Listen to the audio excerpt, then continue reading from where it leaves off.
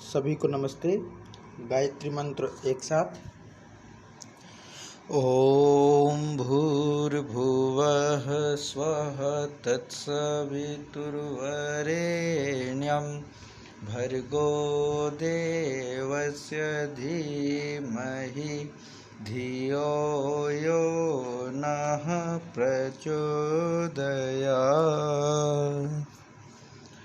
ॐ शान्ताकारं भुजगशयनं पद्मनाभं सुरेशं विश्वाधारं गगनसदृशं मेघवर्णं शुभांगं लक्ष्मीकान्तं कमलनयनं योगिभिर्ध्यानगम्यं वन्दे विष्णुं भवभयहरं सर्वलोकैकनाथम्।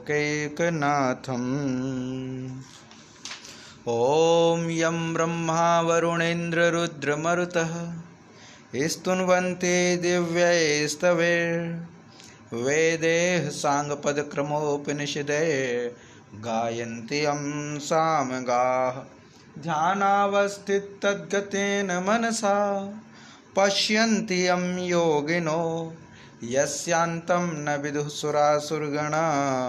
देवाय तस्मै नमः, देवाय तस्मै नमः। गीता माता ऑनलाइन कक्षा में आपका स्वागत है। और अभी तक हम 7 अध्याय पूर्ण कर चुके हैं और गीता माता का जो ज्ञान है, ज्ञान सागर है, उसके बिल्कुल मध्य तक पहुंच चुके हैं, क्योंकि 8वां अध्याय है, मध्य के लगभग पहुंच चुके हैं। 8वें के बाद 9वां अध्याय है जो बिल्कुल मध्य में है। तो 8वां अध्याय जो है इसको हम यहाँ पे अभ्यास करेंगे, जो कि भगवान के जो बातें, मतलब 7वें अध्याय में जो उन्होंने बात कही थी उसी से जुड़ा हुआ है। अर्जुन के कुछ 7 प्रश्न होते हैं। अर्जुन के 7 प्रश्न होते हैं जो भगवान से करते हैं। और उसके बाद ये जो 8वां जो अध्याय है वह है अक्षर ब्रह्म योग। अक्षर ब्रह्म के विषय में यहाँ पर वर्णन विषय किया गया है, विषय बताया गया है। तो इसको हम अभ्यास करेंगे। और इससे पहले जो 8वां अध्याय है, 7वें अध्याय के आखिरी में भगवान ने कहा था, जो सबसे आखिरी श्लोक था उसमें ये कहा था कि जो पुरुष अधिभूत अधिदेव के सहित अधियज्ञ के सहित मुझे अंतकाल में जानते हैं, वे युक्त चित्त वाले पुरुष मुझे प्राप्त हो जाते हैं। माने जो अधिभूत इसमें जो प्राणी हैं उनके, और देव यानी अधिदेव, अधियज्ञ। तो ये जो प्रश्न यहाँ शब्द जो यहाँ पर भगवान ने प्रस्तुत किए हैं, प्रयुक्त किए हैं, उन्हीं शब्दों से जुड़ करके अर्जुन के यहाँ पर प्रश्न उत्पन्न होते हैं। अर्जुन के प्रश्न यहाँ पर जुड़ते हैं। अर्जुन कहते हैं, अर्जुन वाच है कि किम तद ब्रह्म किमध्यात्मम किम कर्म पुरुषोत्तम अधिभूतम च किम प्रोक्तम अधिदेवम किम उच्यते।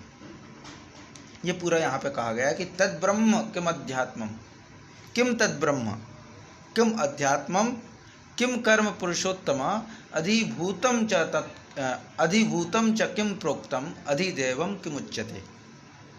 अर्थात पुरुषोत्तम, हे पुरुषोत्तम, पुरुषों में उत्तम। तो हे पुरुषोत्तम, अर्जुन कहते हैं कि हे पुरुषोत्तम, तत् ब्रह्म किम, वह ब्रह्म क्या है। ब्रह्म के विषय में, अध्यात्म के विषय में, कर्म के विषय में अर्जुन के प्रश्न हैं, जो कि 7 प्रश्न होते हैं। तो तत् ब्रह्म किम, अध्यात्मम किम, कर्म किम, अधिभूतम किम और अधिदेव किम उच्यते। माने वह ब्रह्म क्या है, वह अध्यात्म क्या है, कर्म क्या है, अधिभूत नाम किसको कहा गया है और अधिदेव किसको कहा गया है। ये हो गया पहले श्लोक में कि अर्जुन के प्रश्न है कि ये जो ब्रह्म है, ब्रह्म कहते किसको हैं। उसके बाद आता अध्यात्म क्या है, अध्यात्म किसको माने, कर्म क्या होते हैं ये, अधिभूत किसको कहते हैं, और अधिदेव, अधिदेव अधिभूत किसको कहा गया है, ब्रह्म किसको कहा गया है, अध्यात्म किसको कहा गया है, कर्म किसको कहा गया है। एक साथ यहाँ पर 5 प्रश्न रखे हैं कि ब्रह्म क्या है 1, अध्यात्म क्या है 2, कर्म क्या है 3, और अधिभूत क्या है 4, और अधिदेव क्या है, किसको कहा गया है। 5, ये 5 प्रश्न एक साथ इस श्लोक में हैं जो कि अर्जुन ने प्रस्तुत किए हैं भगवान के सम्मुख कि तद्ब्रह्म किम अध्यात्मम, किम तद्ब्रह्म किम अध्यात्मम, किम कर्म पुरुषोत्तम, अधिभूतं च किम प्रोक्तम, अधिभूतं च किम प्रोक्तम, अधिदेवं किमुच्यते, अधिदेवं किमुच्यते, किम तद्ब्रह्म किम अध्यात्मम, किम तद्ब्रह्म किम अध्यात्मम, किम कर्म पुरुषोत्तम, किम कर्म पुरुषोत्तम, अधिभूतं च किम प्रोक्तम, अधिभूतं च किम प्रोक्तम, अधिदेवं किमुच्यते, अधिदेवं किमुच्यते। ये पहला श्लोक है जिसमें भगवान कृष्ण से अर्जुन पुरुषोत्तम संबोधन करके पूछते हैं, माने पुरुषोत्तम बोलते हुए कहते हैं कि हे पुरुषोत्तम, वह ब्रह्म क्या है, तत् ब्रह्म किम, वह ब्रह्म क्या है, किम अध्यात्मम, अध्यात्म क्या है, किम कर्म, कर्म क्या है, किम अधिभूतम, अधिभूत किसको कहते हैं या अद्भुत नाम से किसको बताया गया है, च अधिदेवम किम उच्यते, और अधिदेव किसको कहा जाता है। जी, इसका पाठ कीजिए माता जी।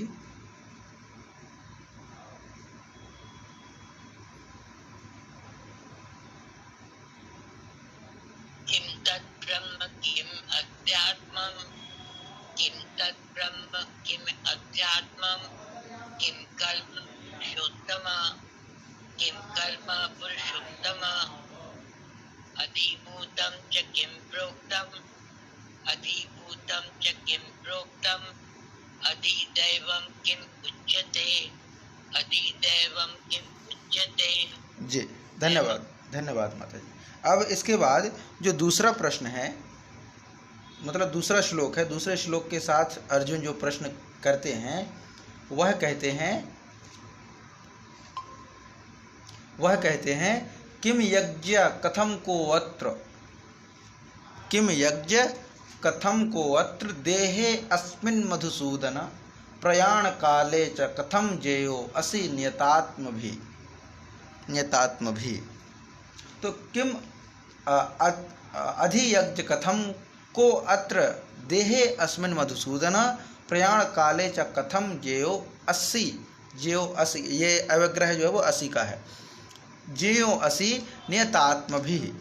अब इसमें क्या कहा गया है कि हे मधुसूदन, अत्र अधियज्ञ कह, यहाँ अधियज्ञ क्या है, किसको कहा गया है अधियज्ञ, अस्मिन् देहे कथम, और इस शरीर में कैसे, को मन कहा माने कौन, अधियज्ञ, अधियज्ञ कौन है, और कथम अस्मिन् देहे, और कैसे इस देह में यज्ञ अधियज्ञ संभव है।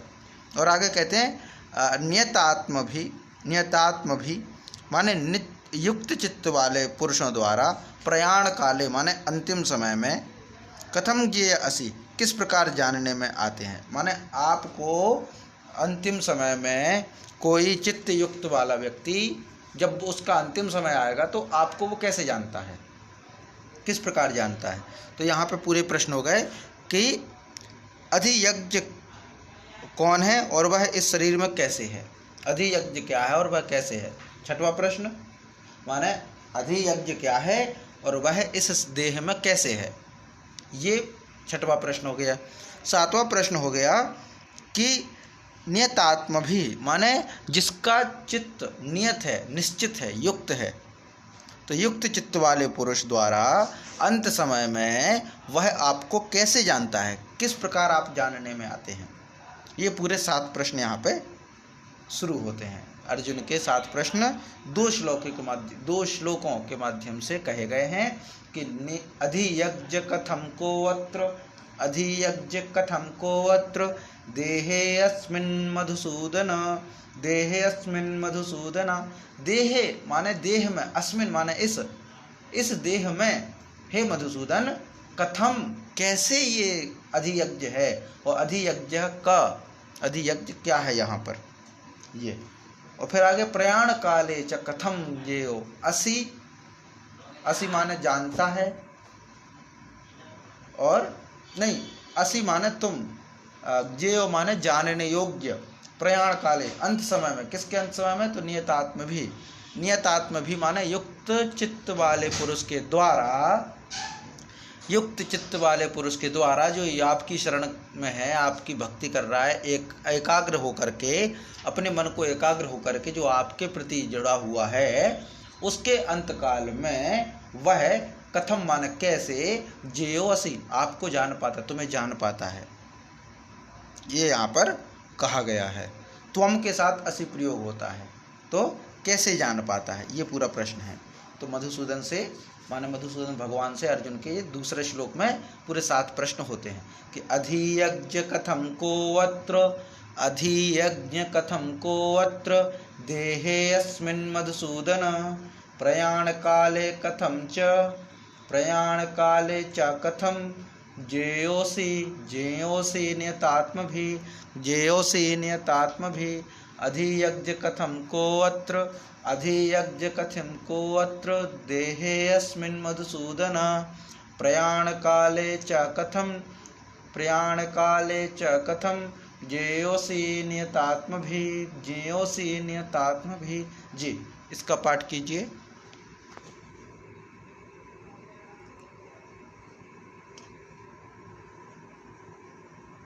मैं करूं? हाँ, आप ही कीजिए, और तो कोई जुड़ा नहीं है। हाँ। अधियज्ञ कथम कोऽत्र, अधियज्ञं कथम कोऽत्र देहे अस्मिन् मधुसूदन, देहे अस्मिन् मधुसूदन, प्रयाण काले च कथम, प्रयाण काले च कथम, केयो असि नियतात्मभि, केयो असि नियतात्मभि। जी, धन्यवाद। अब ये 2 श्लोकों में अर्जुन के प्रश्न हो गए। अब भगवान यहाँ से अर्जुन के प्रश्नों का उत्तर देना आरंभ करेंगे। तो तीसरा जो श्लोक होगा वो भगवान का होगा, माने तीसरे श्लोक में भगवान बोलते हैं, श्री भगवान उवाच है, कहते हैं अक्षरम ब्रह्म परमम, अक्षरम ब्रह्म परमम, स्वभावो अध्यात्म मुच्यते, भूत भावोद्भव करो, भूत भावोद्भव करो, विसर्गः कर्म संजितः, विसर्गः कर्म संजितः। तो इसमें क्या है, परमम अक्षरम ब्रह्म, ब्रह्म के विषय में पहले बताया कि परमम अक्षरम ब्रह्म, जो परम अक्षर है, अक्षर माने नाक्षर, इसी अक्षर, नाक्षर जिसका क्षरण ना हो, जिसका विनाश ना हो, जिसका कोई कुछ नष्ट ना हो, वह अक्षर है।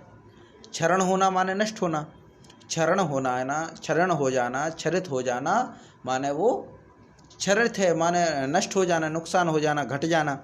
लेकिन जो अक्षर है वो घटता नहीं है। जो ध्वनियाँ हैं, जैसे हम कहते हैं व्याकरण ग्रंथ जब पढ़ते तो उसमें कहते हैं अक्षर, लिखा अलग जाता, लेकिन अक्षर माने जो ध्वनि है। जैसे हमने कहा क, ये क्या है, ये अक्षर है। अक्षर माने इस ध्वनि का क्षरण नहीं होता। हमने ज़रूर बोला ये लुप्त हो गई, लेकिन ये ध्वनि नित्य है, कल भी थी, आज भी है, कल भी रहेगी, और ये ध्वनि बनी रहेगी, इसीलिए वो अक्षर है। क्योंकि ध्वनि जो है वो अक्षर है, इसीलिए अक्षर को ध्वनि कहा गया है। ठीक है, तो यहाँ पर जो है अक्षरम माने जिसका क्षरण ना हो, तो परम अक्षरम ब्रह्म, जो परम अक्षर है, जो कभी नष्ट नहीं होता, वह ब्रह्म है। तो ब्रह्म के विषय में कह दिया। और स्वभाव के विषय में क्या कहा, स्वभाव अध्यात्म मुच्यते, स्वभाव को माने अपना स्वरूप, यानी अपना जो स्वभाव है, किसका, जीवात्मा का। जीवात्मा का जो स्वभाव है, शरीर का नहीं, जीवात्मा का। शरीर का कोई स्वभाव नहीं है। शरीर की तो इंद्रियां और विषय की ओर आकर्षित होता है शरीर। अब हमारा जो मन है वो उसमें बंध जाता है, और हमारी जो जीवात्मा है वो भिन्न रहती है। तो मन उसमें फंस करके उसमें क्लेश आते रहते हैं, मोह उत्पन्न हो जाता है, ये सब चीज़ें मन की हैं।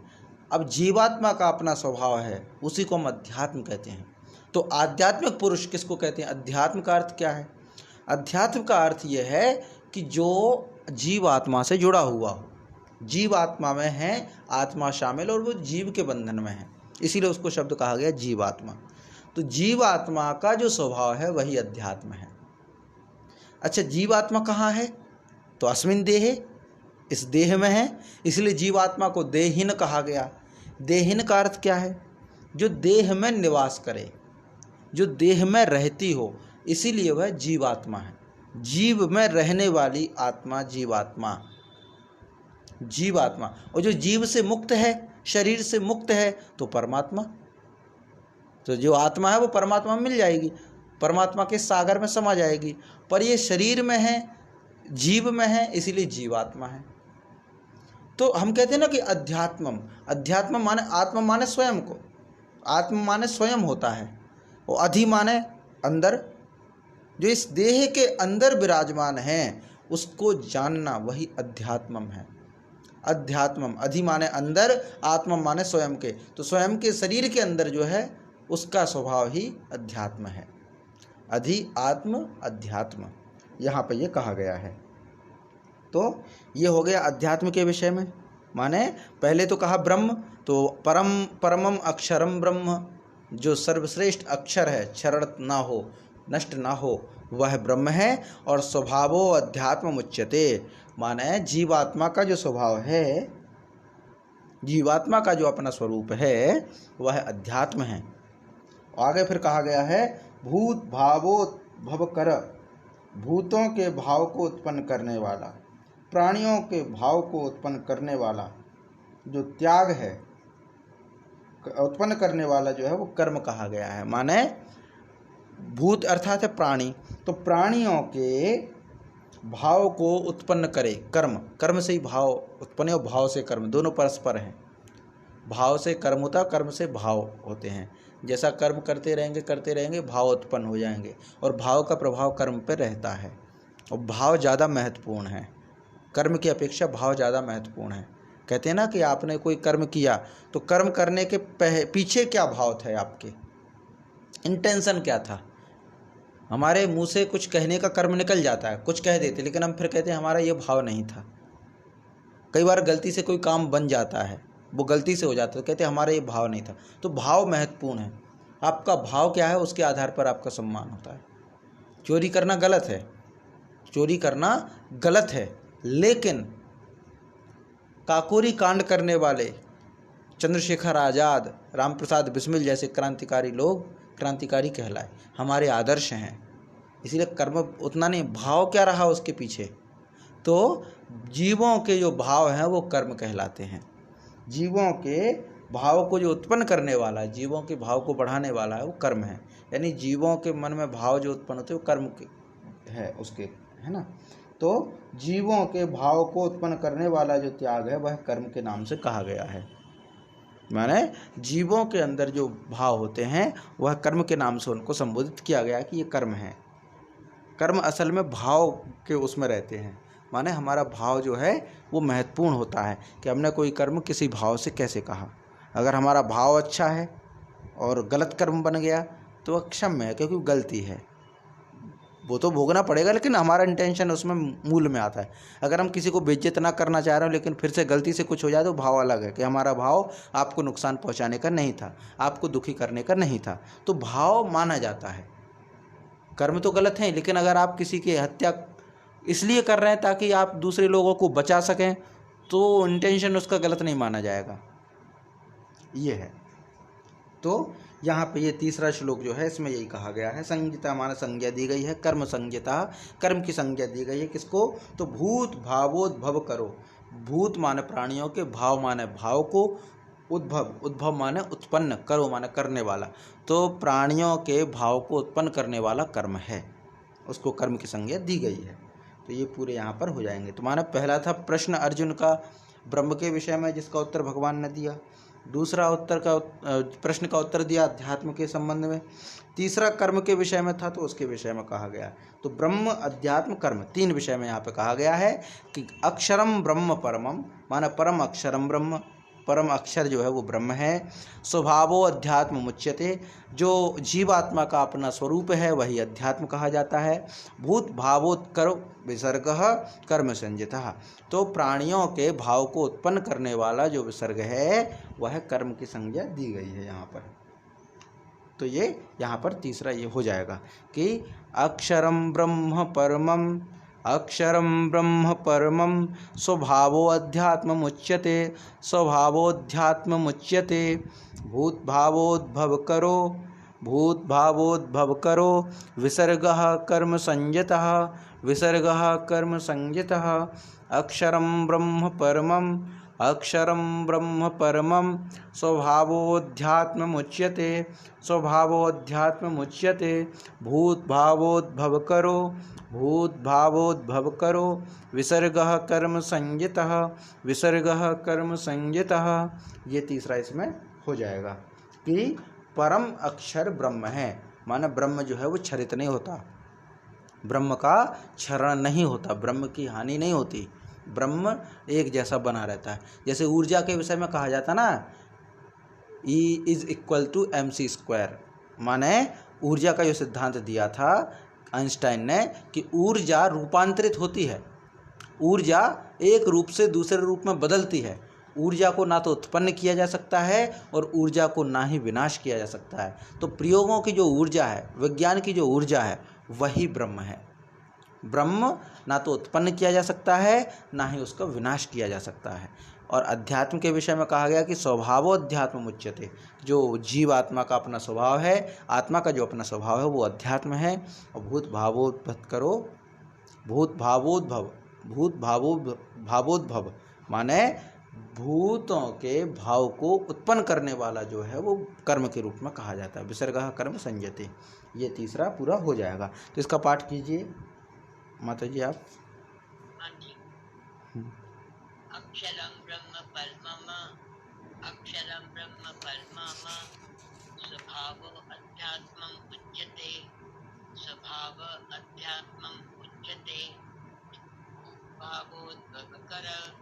भूत भावोद्भव कर विसर्ग कर्म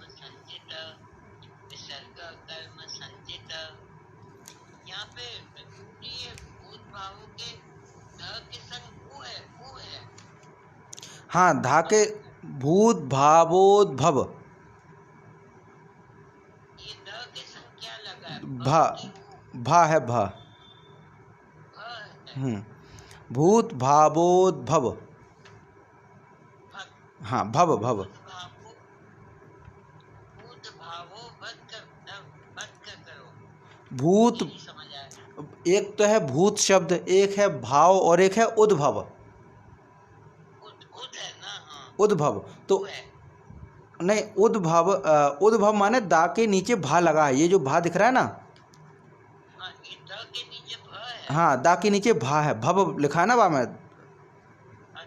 हाँ भव, तो उद्भव की संधि हो गई, तो भूत भावोद्भव, भाव उद्भव भावोद्भव ऐसा है, तो भव है, भा है वो जी। अब इसके बाद जो चौथा श्लोक है, चौथे उसमें कहते हैं भगवान आगे कि इसमें कहेंगे अधिभूत, अधिदेव और अधियज्ञ। इस विषय में अर्जुन के जो प्रश्न थे उन 3 प्रश्नों का उत्तर यहाँ पे दिया जा रहा है। इससे पहले उन्होंने दे दिए एक ब्रह्म, एक जीवात्मा यानी अध्यात्म और एक दे दिया कर्म। 3 के उत्तर दे दिए, 3 के उत्तर देंगे, आगे जो बचेगा उसके बाद में। तो इसमें कहते हैं कि अधिभूतम क्षरो भावः पुरुषश्चाधिदेवतम अधियज्ञो अहमेवात्र देहे देह भृतांबर। तो इसमें क्या कहा गया है? भूतो अधिभूतम क्षरो भाव, क्षर भाव, क्षर माने क्षरण हो जाना, भाव माने धर्म वाले, भाव स्वभाव वाले, भाव माने स्वभाव वाले। तो क्षर भाव अधिभूतम माने जो क्षरित होते हों। ईश्वर तो क्षरित नहीं होते, ब्रह्म तो क्षरित नहीं होता, ये तो पहले बता चुके कि ब्रह्म तो अक्षर है। पर क्षरित क्या होते हैं? तो जो कुछ क्षरित धर्म वाले हैं, जिनका स्वभाव क्षरणशील है, माने जो उत्पत्ति भी की जा सकती है जिनकी, और जिनका विनाश भी संभव है, जिनकी उत्पत्ति और विनाश संभव है, ऐसे सब पदार्थ अधिभूतम कहे गए हैं। अधिभूतम कहे गए हैं माने इन जैसे प्राणी जितने भी हम प्राणी कह देते हैं, लेकिन इस भूमि पे जो कुछ है वो भूत है। इस भूमि पर जो कुछ है वो भूत है। इस भूमि पे जो भी है वह सब भूत है, माने वह विनाशशील है, उसका विनाश हो गया। अब देखिए हमारे लौकिक उसमें कहते हैं, इसमें तो हमने कह दिया भूत माने क्या है, तो क्षरण भाव वाला है वो भूत है। क्षरण भाव वाला, जिसका क्षरण हो जाए, विनाश हो जाए, वो भूत है, माने प्राणी है, भूमि पर रहने वाला। लेकिन अब हम लौकिक में कहते हैं कि भूत दिख गया, प्रेत को भूत शब्द प्रयोग करते हैं। तो अब इसका लॉजिक क्या है, तो समाज में, अब समाज तो उतना वो ज़्यादा जानकार नहीं है, तो वो क्या कहते हैं कि भाई इंसान था, तो था मतलब अब वो विनाश हो गया, उसका विनाश हो गया इसलिए वो भूत बन गया। मर गया माने भूत बन गया, ये लौकिक में प्रयोग किया जाता है कि भाई मर गया, जिसका देह नहीं है वो भूत बन गया, प्रेत बन गया, भूत प्रेत, वो यहाँ पे कह देते हैं। लेकिन भूत अर्थ यहाँ पे नहीं है, भूत का अर्थ है जो, अब देखिए ये यहाँ पे बहुत सारे गीता के भाष्यकार यहाँ पे शब्द प्रयोग करते हैं, भूत का अर्थ कहते हैं किससे, जो भूत प्रेत हैं, भूत का अर्थ भूत प्रेत से लगाते हैं। लेकिन भगवान श्री कृष्ण खुद कह रहे हैं इसमें कि भूत का अर्थ जो उत्पत्ति और विनाशशील है। तो इस प्रकृति में जो कुछ भी दिखाई देता है और जिसकी उत्पत्ति की गई हो, जिसका विनाश संभव है, जिसका विनाश होगा, वो सब, उन सब जिसका स्वभाव भूत वाला है, माने उत्पत्ति वाला है और विनाश वाला है, वो सभी अधिभूतम कहे गए हैं, उन सबको अधिभूतम कहा गया है। तो उत्पत्ति और विनाश धर्म वाले, जिनका स्वभाव, ऐसे पदार्थ, ऐसे जो अस्तित्व में हैं, ऐसे सब कुछ जो उत्पत्ति की जाए जिनकी और जिनका विनाश किया जा सके, वो सभी अधिभूत कहे गए हैं, माने उन सबको अधिभूत कहा गया है। अच्छा, और आगे क्या फिर, पुरुषश्चाधिदैवतम, पुरुषश्चाधिदैवतम माने ये जो हिरण्यमय पुरुष है, हिरण्यमय पुरुष अधिदेव है, अधिदेव माने अधिदेवता की माना गया है। तो अधिदेव किसको कहा गया, तो हिरण्यमय, हिरण्यमय अर्थात क्या है, शास्त्रों में एक शब्द बहुत ज़्यादा प्रयोग किया गया है, जिसको कहा गया है सूत्रात्मा या हिरण्यगर्भ या प्रजापति या ब्रह्मा, ये सब एक है, उसको कहा गया है अधिदेवतम, देवों का भी अधिदेव, आदिदेव जिसको हम कहें। तो पुरुष, पुरुष अर्थात सांख्य दर्शन में पुरुष ईश्वर को प्रयोग किया गया, ब्रह्म को प्रयोग किया गया पुरुष। तो शास्त्रों में जो सूत्रात्मा हिरण्यगर्भ जो है, हिरण्यगर्भ, और वेद में बार बार प्रयोग किया गया है कि हिरण्यगर्भ सूक्त है, ऋग्वेद में हिरण्यगर्भ सूक्त भी है जहाँ प्रयोग किया गया हिरण्यगर्भ, तो जिसके गर्भ से, हिरण्य माने तेज प्रकाश उत्पन्न हुआ, माने हिरण्यगर्भ जो पर्याय है वो ब्रह्मा का पर्याय भी कहा गया है, जिससे, जिसके गर्भ से सब कुछ उत्पत्ति हुई है ना, तो वो हिरण्यगर्भ है। तो ये जो पुरुष है वही अधिदेव है, पुरुष है, पुरुष माने हिरण्यमय पुरुष है, जिसको ब्रह्मा, जिसको प्रजापति, जिसको हिरण्यगर्भ, जिसको सूत्रात्मा, ये सब संबोधन कहते हैं, वही पुरुष अधिदेव है। तो अधिभूत माने जो विनाश और उत्पत्ति वाला है वो तो अधिभूत हो गया, और जो हिरण्यमय पुरुष है वह अधिदेवतम है, वह अधिदेवतम है, माने ये जो पुरुष है वह अधिदेवतम माना गया है।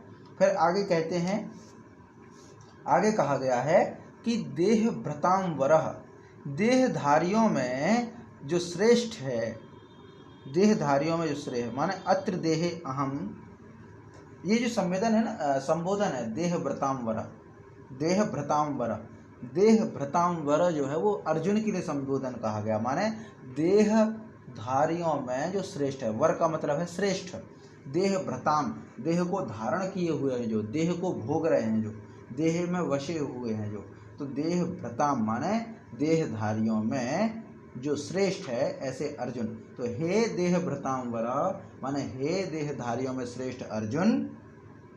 आगे क्या कहते हैं, अत्र देहे अहम एव अधियज्ञः, इस शरीर में मैं वासुदेव ही अंतर्यामी रूप से, यानी मैं ही वासुदेव अधियज्ञ हूँ। अब यहाँ पे अधियज्ञ जो कहा उन्होंने स्वयं को कहा, अधियज्ञ कहा भगवान ने, वो स्वयं को कहा कि इस देह में जो मैं हूँ वो अधियज्ञ हूँ, अधियज्ञ रूप में हूँ।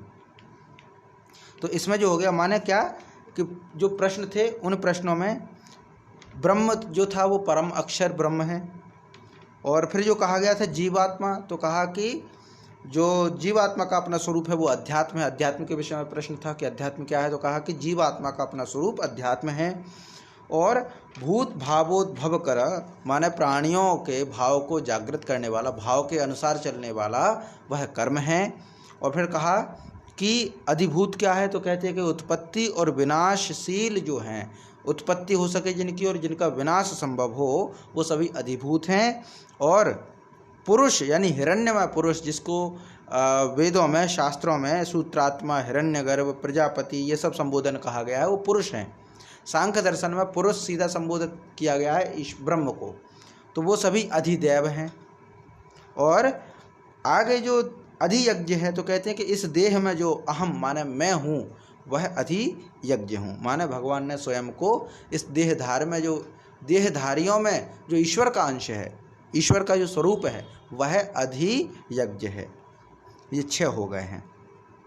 अब 7वां जो प्रश्न था वह यहाँ से आगे से शुरू होगा। तो यहाँ पे जो है अधिभूत क्षरो भावः, अधिभूतं क्षरो भावः पुरुषश्चाधिदैवतं, पुरुषश्चाधिदैवतं अधियज्ञोऽहमेवात्र, अधियज्ञोऽहमेवात्र देहे देहव्रतांवर, देहे देहव्रतांवर अधिभूतं क्षरो भावः, अधिभूतं क्षरो भावः पुरुषश्चाधिदैवतं, पुरुषश्चाधिदैवतं अधियज्ञोऽहमेवात्र, अधियज्ञोऽहमेवात्र देहे देहव्रतांवर, देहे देहव्रतांवर। ये 4था श्लोक हो गया जी। इसका पाठ कीजिए। आदरणीय सुधीर जी, आप कर पाएंगे तो आप कीजिए, चूँकि आप बीच में जुड़े हैं, फिर भी यदि आप चाहें तो कर सकते हैं। इसका गायन करने से पहले एक बार मैं और थोड़ा सा आपसे आग्रह और विनती करूंगा कि संक्षिप्त में एक बार इसका अर्थ वापस बताइए जी। अभी तक जो चल रहा था 8वें अध्याय में भगवान कृष्ण से अर्जुन ने जो प्रश्न पूछे थे, उन्हीं प्रश्नों का उत्तर यहाँ पर दिया जा रहा है।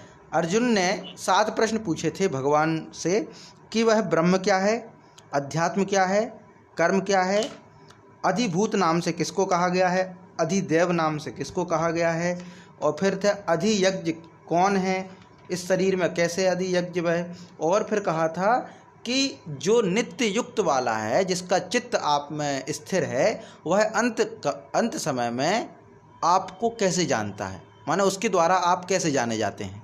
ये 7 प्रश्न थे। तो 7 प्रश्नों में से 3 प्रश्नों का उत्तर भगवान तीसरे श्लोक में दे चुके कि जो परम अक्षर है, जो क्षरण रहित है, जिसका क्षरित ना हो, जिसका नाश ना हो, वह ब्रह्म है। और जो जीवात्मा का अपना स्वभाव अध्यात्म कहा गया है। इसके बाद जो भूतों के भाव को उत्पन्न करने वाला है, भूतों के भाव को बढ़ाने वाला, वो कर्म कहा गया है। इसके बाद बचे हुए जो 4 प्रश्नों में से 3 प्रश्नों का उत्तर इस चौथे श्लोक में दिया गया है। 3 प्रश्न वो हैं अधिभूत, अधिदैव और अधियज्ञ। तो इसमें कहा गया है कि जो क्षर भाव वाले, अक्षर तो ब्रह्म है, जिसका क्षरण ना हो वो ब्रह्म है, लेकिन जो क्षरणशील है, क्षरणशील माने जो नष्ट हो जाते हैं, और जब नष्ट हुए तो पहले उत्पत्ति हुई होगी, तो माने जो उत्पत्ति और विनाश स्वभाव वाले हैं, जिनका स्वभाव उत्पत्ति वाला और विनाश वाला है, वह अधिभूत कहे गए हैं। और अधिदेव कहा गया है हिरण्य पुरुष, जो है हिरण्यमय पुरुष है, माने हिरण्यमय कहा गया है प्रजापति को, यानी जिनसे प्रजा पूरा सृष्टि उत्पत्ति हुई है, उसको अधिदेव कहा गया है।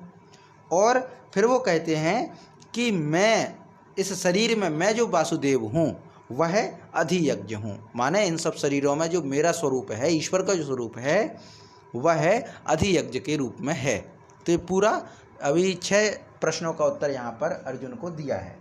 तो ये 6वें मतलब 3, 4, 5, 6 अधिभूत, अधिदेव, अधियज्ञ, इन प्रश्नों का उत्तर इस चतुर्थ श्लोक में दिया गया है कि अधिभूतम क्षरो भावः पुरुषश्चाधिदैवतम अधियज्ञोऽहमेवात्र देहे देहभृतांवर। ये है। अधिभूतं क्षरो भावः पुरुषश्चाधिदैवतं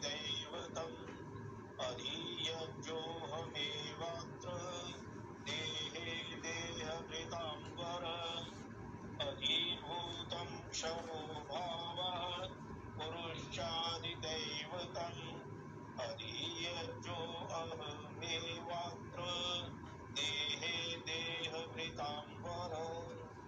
जी धन्यवाद। इसके पश्चात 5वां जो श्लोक है वह है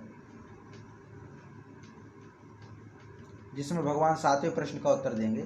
अर्जुन का 7वां प्रश्न जो था कि अंत काल में जो पुरुष आपके अंदर आप में जो चित्त लगाए हुए है और अंत काल में वह आप उसको कैसे जानते हैं, मतलब वह आपके मतलब उसके ज्ञान में आप कैसे पहुंचते हैं, आपका ज्ञान उसको कैसे होता है।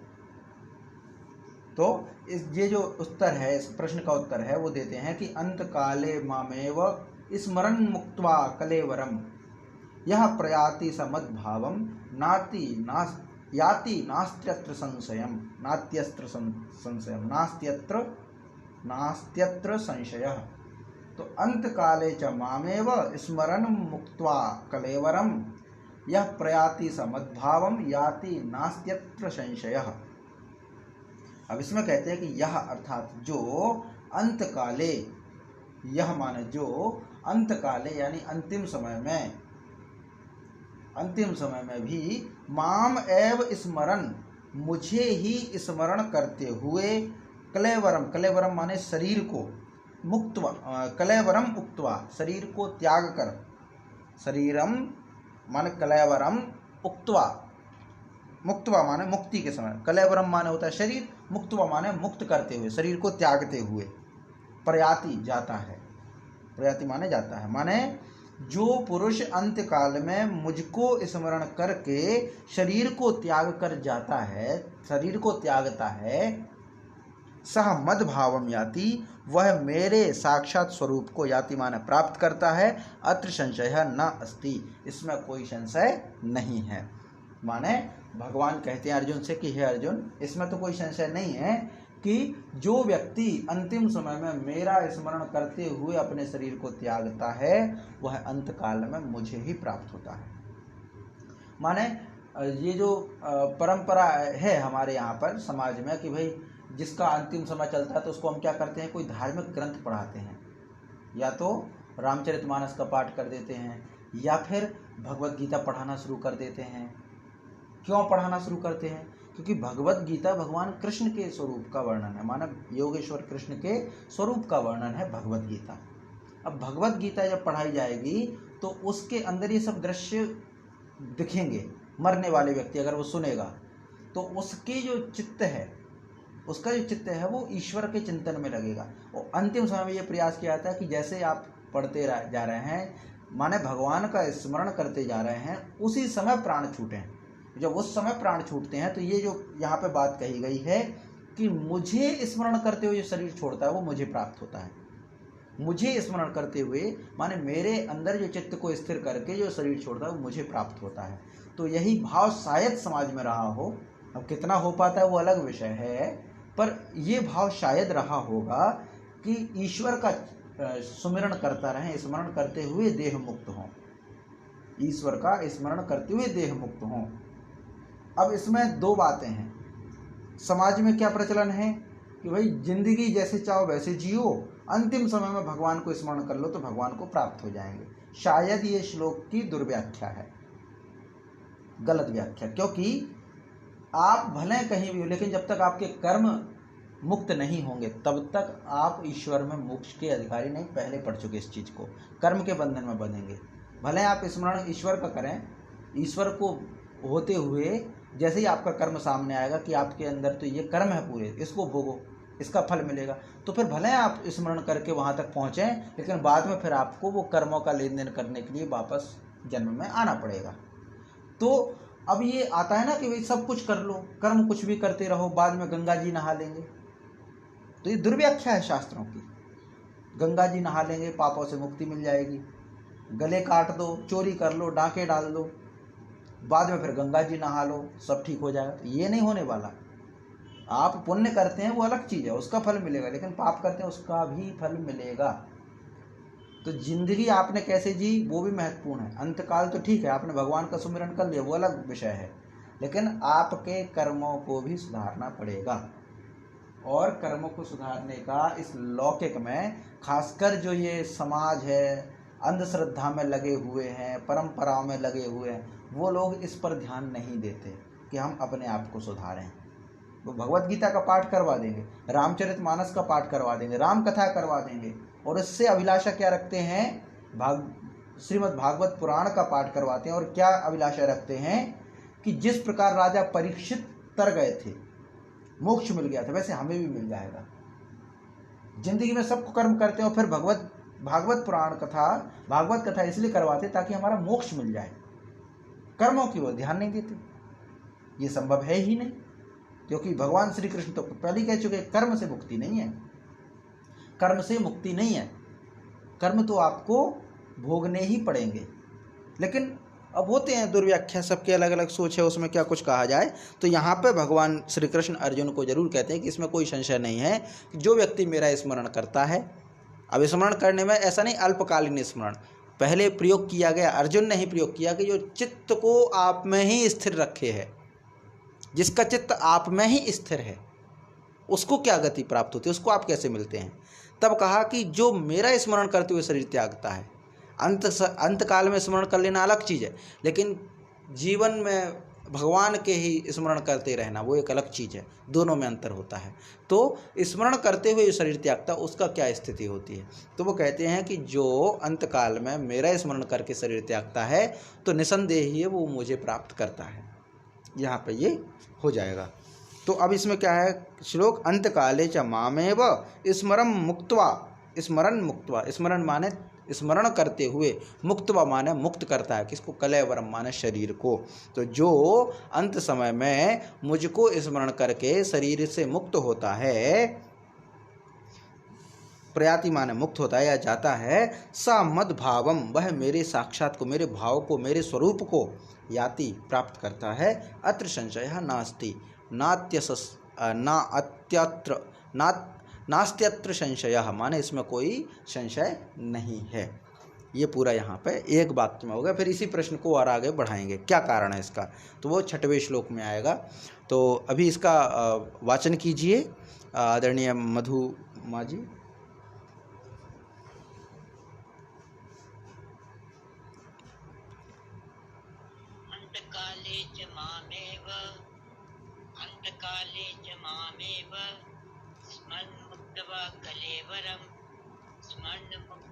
कलेवरम य प्रयाति च समद्भाव, य प्रयाति समद्भाव, याति नास्त संशय, याति नास्त यत्र संशय। जी धन्यवाद। अब इसके बाद जी मैं कुछ पूछना चाह रही थी। जी हाँ, पूछ लीजिए फिर। ऐसा है, मैं 2-3 दिन से मेरे दिमाग में यही बात आ रही थी कि अंतकाल में कैसे याद करें भगवान को। जी। और आज बाई चांस देखिए यही श्लोक आ गया। अच्छा। तो ये श्लोक से समझ आ गया जी कि अंतकाल में याद करने से क्या होता है। पर इसके लिए हमें प्रयत्न क्या करना चाहिए, हम क्या करें जो हमें अंतकाल में उनकी याद आए। अब इसमें ये कहते हैं ना, समाज में जो प्रचलन है, इसमें बहुत सारे प्रयोग चलते हैं, शारीरिक प्रयोग, क्योंकि हम कई बार काम करते तो उसमें हमारा ध्यान होता है, काम करते करते ध्यान होता है। तो हम कहते हैं कि भाई जीवन की उत्तरार्ध आ गया है, उत्तरार्ध आ गया है, तो भौतिक जगत से धीरे धीरे मोह हटा लीजिए ताकि आपका जुड़ाव किसी भौतिक जगत में ना रहे। अभी अंतिम माने अंतकाल को कैसे, वृद्धावस्था में या जो जीवन का उत्तरार्ध है उसमें कैसे, तो पूरा हमने जिया। 4 आश्रम होते जिसमें पहले था ब्रह्मचर्य, फिर गृहस्थ, फिर वानप्रस्थ और फिर सन्यास। तो वानप्रस्थ माने क्या है, भौतिक जगत से स्वयं को हटाना, माने भौतिक जगत का चिंतन नहीं रहना। कारण ये भी कि भौतिक जगत का चिंतन अगर ज़्यादा रहेगा तो हम उस भाव को ग्रहण करके फिर से जन्म में आएंगे। और अंत काल में जो वानप्रस्थ है, वन में जा कर के, वानप्रस्थ तो वैसे वन में ही अर्थ है कि वन में, प्रस्थ माने प्रस्थान करना, वानप्रस्थ वन में प्रस्थान करना वो है। लेकिन अब वन तो बचे नहीं, तो उसमें क्या करें, तो बहुत सारे सामाजिक वो चलते हैं कि राम नाम लिखते हैं कुछ लोग, कुछ राम नाम ना लिख करके कुछ जो है ये और अन्य भक्ति करते हैं, जप करते हैं, कुछ लिखते हैं, कुछ जप करते हैं। राम राम राम राम राम राम कोई और करते हैं, अंत ओम नमः शिवाय करते हैं, अपने अपने इष्ट का वो भजन करते हैं। माने अंत में क्या हो, वो उनके स्वरूप को स्मरण में ला रहे हैं, स्मरण में ला रहे हैं। तो ये ऐसा नहीं है कि एक तो स्थिति ये होती है समाज में प्रचलन में कि मरने से पहले, अंतकाल से पहले तो वो सामाजिक जीवन जी रहा है, नाती पोतों के साथ है, परिवार के साथ है, उसमें खुश है, और जब अंत समय में जाने को हुआ, बिस्तर से उठ नहीं सकता और ये देख लिया कि बस 2-4 दिन का ही बचे हैं, तो फिर हम क्या करते हैं, दूसरा व्यक्ति उसको सुनाता है। अब वो कितना सुन पा रहा है, श्रवणेंद्रिय उसकी कितने काम कर रही है, ये अलग प्रश्न है। अगर वो नहीं कर रही तो कोई मतलब नहीं है, सब निसार है। जब सुनाई ही नहीं दे रहा है तो आप कुछ भी करते रहो, कोई मतलब नहीं है। लेकिन चाहिए यही है कि वह व्यक्ति स्वयं से अपने इसकी ओर बढ़े, त्याग की ओर बढ़े, संसार से त्याग लेकर के भगवत गीता है या भगवान के स्वरूप को कैसे ध्यान में ला सकें, संसार के मोह को छोड़ करके भगवान के स्वरूप को कैसे ला सकें, इसके लिए चिंतन करना चाहिए। अब इसके लिए बहुत सारे प्रयोग हो सकते हैं। दूसरा, एक और अंसार से छोड़ना दूसरा इसलिए भी ज़रूरी है ताकि जो जीवात्मा है, माने शरीर त्यागने वाला जो देहधारी है, जिसका अंतकाल आ रहा है, मरण के समय में, मृत्यु के समय में वह दुखी ना हो। क्योंकि अगर उसके पूरा जीवन अपने परिजनों के साथ बीता है तो अंतकाल में उसको बुरा तो लगेगा, और ना सिर्फ उसको बुरा लगेगा बल्कि उसके परिवार में रहने वाले लोगों को भी बुरा लगेगा कि हमारा पिता, हमारे जो हैं दादी, ये सब दादाजी हमारे मुक्त हो रहे हैं, नानी नाना जो भी वृद्धावस्था में वो मुक्त हो रहे हैं, तो वो भी कष्ट में हैं, और जो शरीर त्याग रहा है वो भी उनको रोता हुआ देख करके वो भी कष्ट में है। तो इसीलिए ये रहता है कि भाई मोह धीरे धीरे खत्म करो। तो जो वानप्रस्थ का जो जीवन था वो शायद यही परिकल्पना रही होगी कि परिवार परिजनों के मोह को खत्म करो, अपने भी मोह को खत्म करो और उनके भी मोह को स्वयं से खत्म करो, ताकि जब देह का अंत हो तो कष्ट ना हो, पीड़ा ना हो, तकलीफ ना हो, और निश्चिंत भाव से हम ईश्वर का सुमिरन कर सकें। सुमिरन का तरीका यही जप ही है और ध्यान है, ध्यान और जप। और वेदांत जो सिखाते, वेदांत का मतलब क्या है कि उपनिषद, आत्मविद्या का ज्ञान, वेदांत कहते हैं उपनिषद को, जो आत्मविद्या का ज्ञान होता है, माने स्वयं को जानना, संसार को निस्सार मानना, संसार में कुछ नहीं है, ऐसे भाव रखना, ये वेदांत का। तो एक बहुत सा सूक्ति, मतलब ये कहावत चलती है कि दांत गए वेदांत आ गया, दांत गए वेदांत आ गया। माने ये एक पैमाना शायद पहले माना जाता होगा कि भाई दांत गिरने लगे हैं, वृद्धावस्था आ गई है, तो अब वेदांत की ओर अग्रसर हो जाएं। वेदांत माने ईश्वर को जाने, स्वयं के स्वरूप को जाने, ताकि आपकी सद्गति हो सके। तो शायद यही मुझे लगता है, संक्षेप में अगर कहें, समअप करें इसको, कि शायद यही एक तरीका हो सकता है कि जप करना, ईश्वर की भक्ति करना, उनका चिंतन करना ही हो सकता है, सुमिरन करना, ध्यान उसमें आ सकता है। लेकिन पारिवारिक उसमें थोड़ा महत्व कम कर देना, ये है। तो ये स्पष्ट हुआ? और गुरुजी जी, ऐसा कि भौतिक, आपने कहा ना भौतिक चीजों से मोह छोड़ो। हाँ। तो भौतिक चीजों से तो मोह छूट जाता है। हाँ। कोई खाना पीना, कपड़ा, घूमना, इससे तो मोह छूटा। हाँ। पर देखो, बच्चों से मोह नहीं छूटता है। अगर बच्चा हमारा कष्ट में है, तो उसको हमारी जरूरत है, हाँ, वो मोह छूटना भी बड़ा मुश्किल है। हाँ, जब तो करते हैं गुरुजी, सुबह शाम जी करते हैं, जी जी लेकिन वो जब करते हैं, अपना गुरु ने हमें दिया हुआ है मंत्र, वो करते हैं, जी जी ली हुई है, जी, पर वो कितना ध्यान लगता है, कितना अध्यात्म वो करते हैं, जितनी कोशिश तो करते हैं, वो सब तो कर रहे हैं जी। पर ये मोह जो है ना, ये बच्चों का मोह, क्योंकि परिवार से, और परिवार तो कुछ नहीं, तो अपना अगर बच्चा उसको प्रॉब्लम है या उसको हमारी जी, मोह छोड़ना बड़ा मुश्किल होता है। इसीलिए शायद ये पहले चला था वानप्रस्थ वाला, माने परिवार को छोड़ देना, है ना। अब जा नहीं सकते, तो अलग रहते हैं, नहीं वो तो गुरुजी अलग रहते हैं, परिवार में नहीं रहते। हाँ हाँ हाँ, वो ठीक है, कनेक्शन तो है ना, कनेक्शन है, बात तो करते हैं। हाँ। वही बात करेंगे, माने ये रहे ना, जितने कांटेक्ट में रहेंगे हम उतना लगाव रहेगा। अब सामने नहीं है तो क्या, टेक्नोलॉजी आ गई है भाई। अब हाँ, पहले इतना नहीं था, तो लोग सन्यासी हो, पता ही नहीं चलता था कहाँ है, देह में है या नहीं है, तो वो मोह छूट जाता, पता नहीं किस परेशानी। अब टेक्नोलॉजी ऐसी आ गई कि आप वीडियो कॉल कर लो, सामने देख लो, तो वो फिर मोह ज़्यादा। अब जब हमारे हाथ में पूरा अलादीन जैसा चिराग है तो हम बच के जाएंगे कहाँ?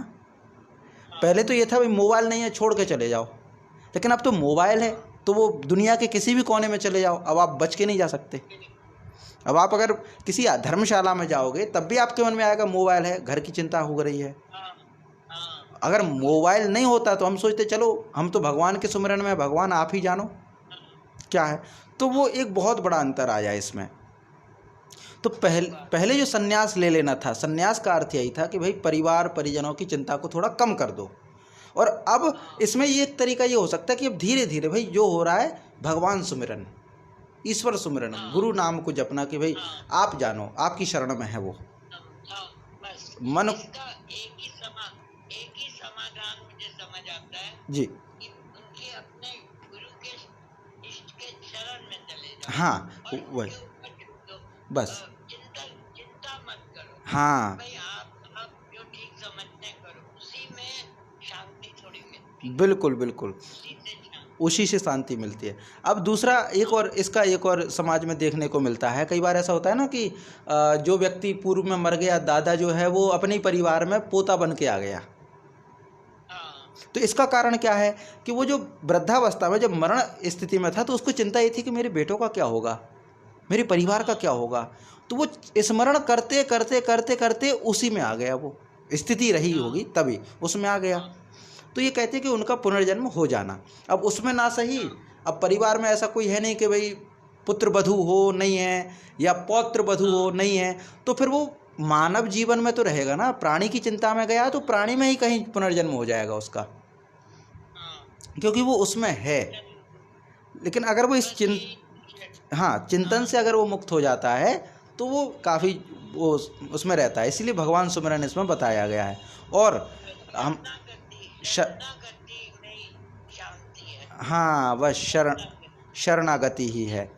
और उसके अलावा हमारे एक जी जी जी, ये प्रसंग भी आ गया ना, प्रसंग के साथ जुड़ गया ये। हाँ हाँ। और हमारे एक दादाजी हैं गायत्री परिवार से, और वैसे सगे दादाजी नहीं है पर वो सगे से ज़्यादा मुझे चाहते हैं, मैं उनको चाहता हूँ। वो अक्सर कहते हैं, अपने अनुभव बताते हैं, वो भी वृद्धावस्था में है। तो उन्होंने एक सूत्र दिया था, ऐसी चर्चा चल रही थी तो उन्होंने एक सूत्र दिया था कि वृद्धावस्था सुखी जीना हो तो उसमें एक सूत्र दिया था कि नॉन मौन पौन।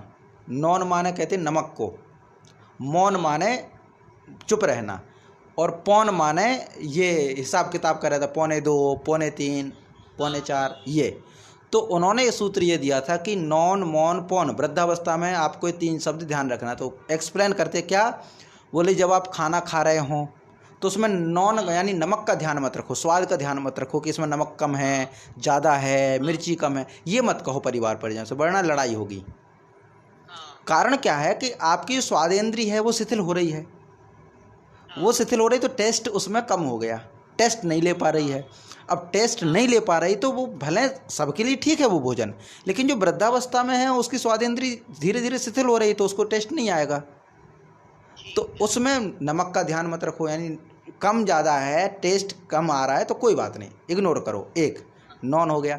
मौन, मौन का मतलब परिवार में अनावश्यक सुझाव ना दो, ऐसा करो वैसा करो, क्योंकि आपने तो ज़िंदगी जी ली। अब आने वाली जो पीढ़ी है वो कहती है कि भाई हम तो आपसे ज़्यादा जानते हैं, तो आप हमें क्या ज्ञान दोगे। तो हो गया मौन, उस समय चुप रहो, कुछ मत कहो। और तीसरा है पौन। पौन का मतलब ये है कि आपने किसी बच्चे से काम कराया कि बेटा मेरा ये काम करके आओ, मेरी किताब लेके आओ, या मेरा जो है ये टूट गया चश्मा, ये चश्मा बनवा के आओ, मेरी छड़ी टूट गई दूसरी लेके आओ, ये कुछ काम के लिए दिया। तो आप अपने रुपए भी देंगे उसको कि लो ये 200 रुपये ले जाओ और मेरा ये काम करवा के लाओ। और आपने जो रुपए दिए तो उस रुपए का फिर हिसाब मत लो, माने आपने जो रुपए दिए उसका हिसाब मत लो। अगर आपने रुपए का हिसाब लिया तो फिर वो अगली बार से कह देगा मुझे नहीं जाना, आप ही जाओ। एक तो मैंने आपका काम किया और दूसरा मुझ पे ही कह रहे हैं कि तूने रुपए खर्च कर दिए, ज़्यादा रुपए लगा दिए। तो इसीलिए पौन का मत देखो, माने हिसाब किताब मत देखो कि इतने रुपए लगने थे, इतने कैसे लग गए। तो 3 सूत्र उन्होंने बहुत अच्छे दिए थे कि नॉन मौन पौन। नमक का ध्यान मत रखो और मौन रहो, घर की जहाँ ज़रूरत हो, जहाँ सुझाव मांगे जाए वहाँ बोलो और मौन रहो। उसके अलावा तीसरा था कि पौन माने हिसाब किताब में इंटरेस्टेड मत रखो। ये है। ठीक, धन्यवाद गुरुजी, बहुत अच्छा लगा जी, धन्यवाद माता जी। अब इसके बाद हम अगला जो श्लोक है 6वां वो हम कल करेंगे और शांति पाठ करते हैं।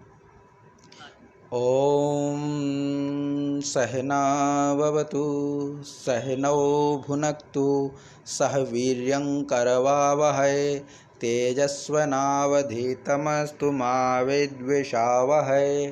ओम शांति शांति शांति।